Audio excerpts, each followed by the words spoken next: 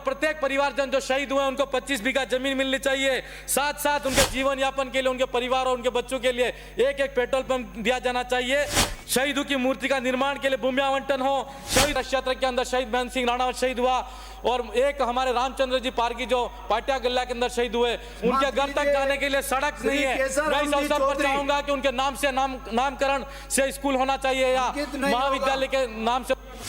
माननीय सभापति महोदय,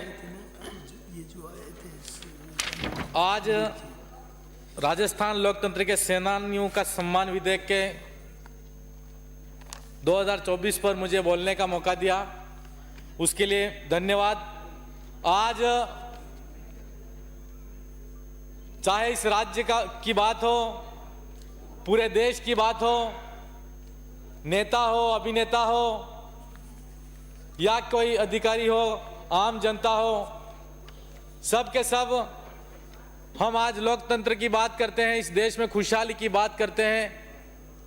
उसका मजबूत आधार और हम सबकी सुरक्षा के लिए 24 घंटा देश की सरहद पर तैनात रहने वाला सैनिक होता है। आज राजस्थान की विधानसभा की सदन के अंदर सेनानियों के सम्मान के संदर्भ में चर्चा हो रही है।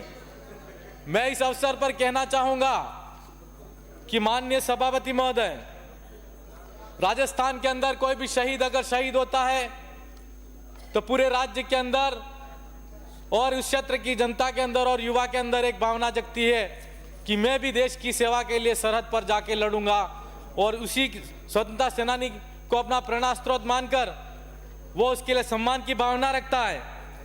लेकिन इस अवसर पर कहना चाहूंगा कि राजस्थान के अंदर हम जिस तरीके से देखते आ रहे हैं कि राजस्थान सरकार का कोई भी जवान अगर शहीद होता है तो राजस्थान सरकार द्वारा 2 प्रकार के पैकेज की घोषणा कर रखी है। एक तो प्री करगिल वार पैकेज और दूसरा आफ्टर करगिल वार पैकेज, जिसका हम सब और उस परिवारजन के जितने लोग होते हैं वह उम्मीद करते हैं, आशा करते हैं और सरकार की इस योजना का गुणगान करते हैं कि उनके परिजन को, पीछे वाले बच्चों को कहीं न कहीं कुछ अच्छा मिलेगा। मैं इस अवसर पर कहना चाहूंगा कि पैरा मिलिट्री का जो भी जवान होता है, चाहे वो बीएसएफ का हो, सीआरपीएफ का हो, आईटीबीपी का हो, एसएसबी का हो, सीआईएसएफ का हो, एनएसजी का हो, असम राइफल्स का हो, कोई भी जवान 1 अप्रैल 1999 के बाद जो शहीद हुआ है काउंटर इमरजेंसी ऑपरेशन के अंदर, आतंकवादी मुठभेड़ के अंदर, चाहे कोई भी जवान का casual certificate, operation casualty certificate मिला होता तो उसको आफ्टर करगिल वार का पैकेज मिला होता। लेकिन आज ऐसा नहीं हो रहा है।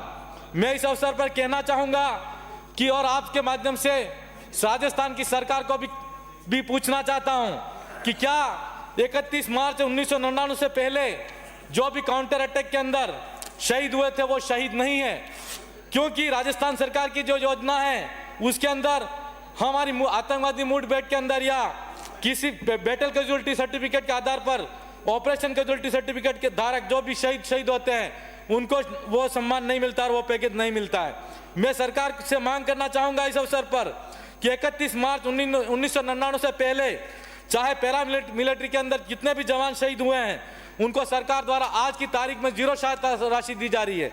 हम चाहेंगे कि उनको 31 मार्च 1999 के बाद में जो शहीद हो रहे हैं उनको जो सहायता राशि दी जा रही है वो मिलनी चाहिए। इस अवसर पर यह भी कहना चाहूंगा कि यह राजस्थान प्रदेश की बात नहीं, मैं देश की अगर बात करूं तो देश के अंदर हरियाणा, उत्तर प्रदेश, पंजाब और मध्य प्रदेश के अंदर जो भी जवान शहीद हुए हैं उनके साथ में भेदभाव नहीं होता है। आर्मी, नेवी फोर्स और BSF, CRPF, ITBF, SSB, SIPF, NSG, Assam rifle के समान उनको मदद मिलती है। माननीय 1 मिनट चाहूंगा।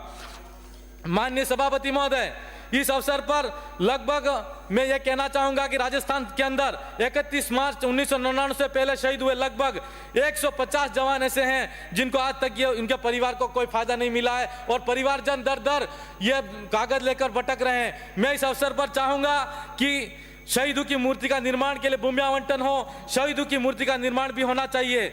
इस अवसर पर यह भी कहना चाहूंगा कि उनके परिजन को सम्मान सहायता राशि के रूप में सरकार की तरफ से विशेष सहायता राशि दी जानी चाहिए और प्रत्येक परिवारजन जो शहीद हुए उनको 25 बीघा जमीन मिलनी चाहिए। साथ साथ उनके जीवन यापन के लिए उनके परिवार और उनके बच्चों के लिए एक एक पेट्रोल पंप दिया जाना चाहिए। और मैं इस अवसर पर कहना चाहूंगा कि मेरे क्षेत्र के अंदर शहीद बहन सिंह राणावत शहीद हुआ और एक हमारे रामचंद्र जी पारगी जो पाटिया गल्ला के अंदर शहीद हुए, उनके घर तक जाने के लिए सड़क नहीं है। मैं इस अवसर पर चाहूंगा कि उनके नाम से नामकरण से स्कूल होना चाहिए या महाविद्यालय के नाम से